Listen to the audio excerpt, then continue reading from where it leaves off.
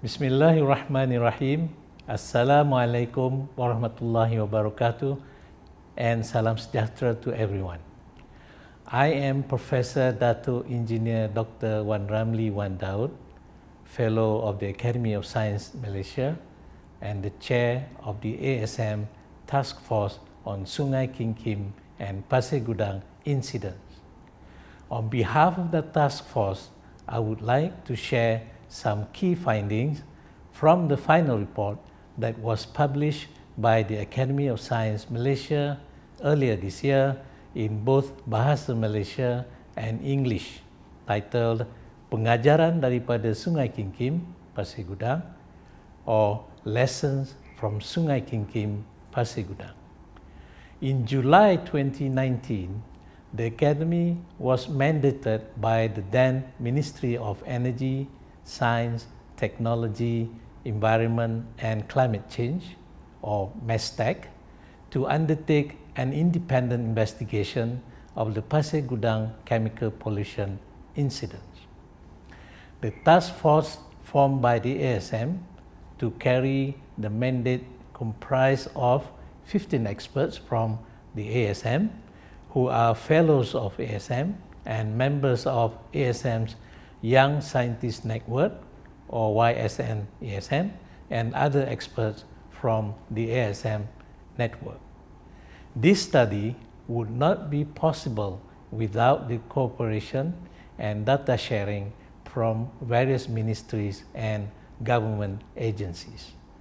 To properly assess and determine the cause or causes of the Pasir Gudang incident, the task force conducted several meetings, workshops, data analysis, and a site visit over the span of 3 months from July to September 2019. The findings were presented to the then YB Minister of MESTEC on 21st October 2019 and the then Yang Amat Berhormat Menteri Besar Johor on 19 November 2019. It was also presented to the Ketua Setiausaha Kementerian Alam Sekitar dan Air, KASA, on 8 September 2020. On investigating the Pasir Gudang incident, which was the second incident of the chemical poisoning that shocked the nation, the task force concluded that the Pasir Gudang incident shared similar characteristics to the earlier Sungai King Kim incident. In addition to the apparently similar affected area, the symptoms of the chemical poisoning were also largely similar. That is, shortness of breath, vomiting, nausea, and dizziness, with the exception that the Pasir Gudang incident also reported cases of diarrhea as well.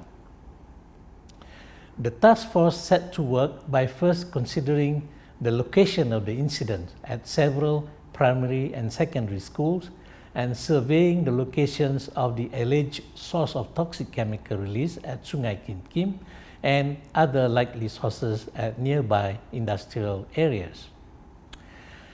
Pasir Gudang is a rapidly growing industrial city serviced by two international ports, the Johor Port, which was established in 1977, and the Tanjung Langsat Port, which commenced in 2003. The rapid development of the industry in the area, especially the chemical industry, has apparently caused the rivers in Pasir Gudang, such as the Sungai Tukang Batu, Class 5, Sungai Masai, Class 4, and Sungai Kim Kim, Class 3, to become among some of the most polluted rivers in the country, according to a 2017 water quality status. Since the illegal dumping of chemical waste in Sungai King Kim was initially alleged as the source of the March 2019 incident, a private company commissioned to clean up the river had recovered 3.2 metric tons of contaminated substances and polluted water. The river was declared safe on 19 March 2019. 3 months later, a second similar chemical poisoning incident occurred in June 2019, but the source was unknown because Sungai King Kim was already cleaned up at the time. The task force had to determine the most likely source for the chemical poisoning incidents that took place in Pasir Gudang. The task force proposed two hypotheses or scenarios after assessing the primary data. The source of the chemical came from Sungai King Kim or open drums at ground level. Secondly, the source of the chemicals came from a high level in the atmosphere, such as from a tall stack. Initial findings by the technical committee set up by Jabatan Alam Sekitar concluded that the most likely source was from the river or open drums on the ground.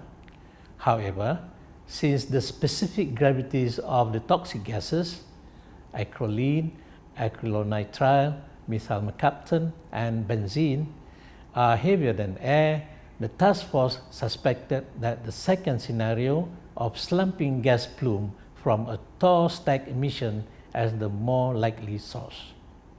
After conducting the site visit and speaking with teachers from the 4 most heavily hit schools and officials who were involved in emergency response, primary care during the incident, and evaluating the available empirical data, the task force arrived at the conclusion that the source of the toxic chemicals could not have come from the ground and could only have come from tall stacks of the chemical factories in Pasir Gudang.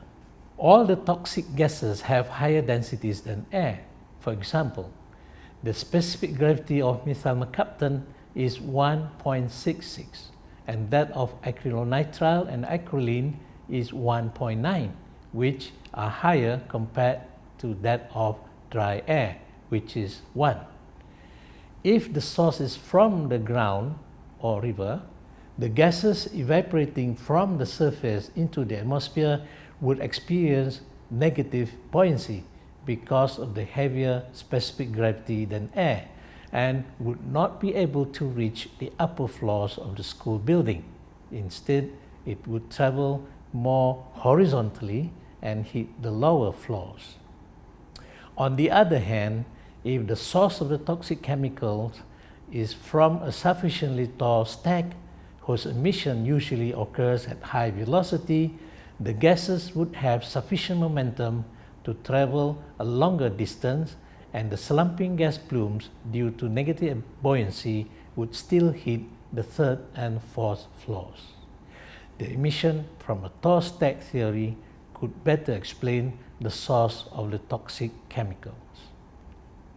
Associate Prof. Dr. Yusri Yusof, a task force member from University Science Malaysia, who is an expert in air pollution modeling and atmospheric physics, analyzed the empirical data.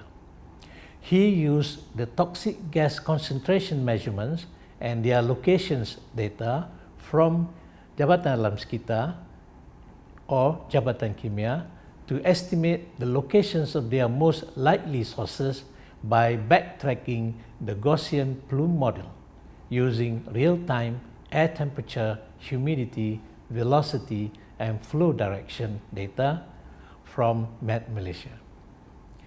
Since the backtracking analysis produced multiple possible sources of the toxic gases throughout the Pasir Gudang area, a kernel frequency density algorithm was used to develop a frequency density distribution of the sources. The area enclosed within the highest frequency density of multiple sources would contain the most probable location of the toxic gas source. Conclusion: the two areas enclosed by the highest density contours are the two chemical industry areas of Pasir Gudang. Although the probable area of the sources of toxic gases have been identified, the frequency distribution is not accurate enough to pinpoint exactly the culprit that could be used to prosecute in a court of law. It needs further investigations. Our final report has outlined several recommendations for implementation in the short term, medium term, and long term. I'm proud to announce that 2 of the medium-term recommendations have been taken up and implemented by Jabatan Alam Sekitar. Number 1, the opening of a Jabatan Alam Sekitar office in Pasir Gudang for closer monitoring and sterner enforcement of environmental laws and regulations. Secondly, the installation of better monitoring instruments such as gas chromatography mass spectrometry (GCMS) and photoionized detectors (PID). In addition, one of our long-term recommendations for the establishment of a statutory body to govern chemicals management, the Chemicals Management Commission, is currently under consideration at the Ministry. Full recommendations could be extracted from the report. Chemical pollution is still occurring in our atmosphere and rivers, especially in the Klang Valley, where industrial areas are densest. We must be wary and vigilant of our industrial areas lest they turn into the next Pasir Gudang catastrophe if we do not take sufficient steps to improve regulating the industry.